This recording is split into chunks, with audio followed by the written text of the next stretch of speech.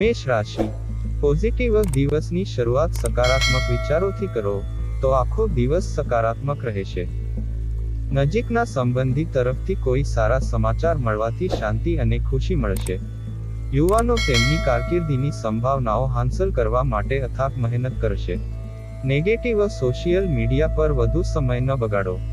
કેટલાક ચાલુ કામમાં અવરોધ આવવાને કારણે તમારો આત્મવિશ્વાસ ડગમગી શકે છે. ધીરજ અને સંયમ રાખો અને યોગ્ય સમયની રાહ જુઓ.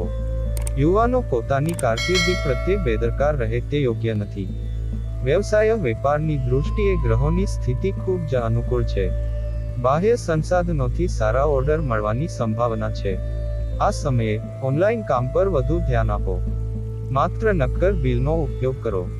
નોકરીમાં રાજકીય વાતાવરણ બની શકે છે.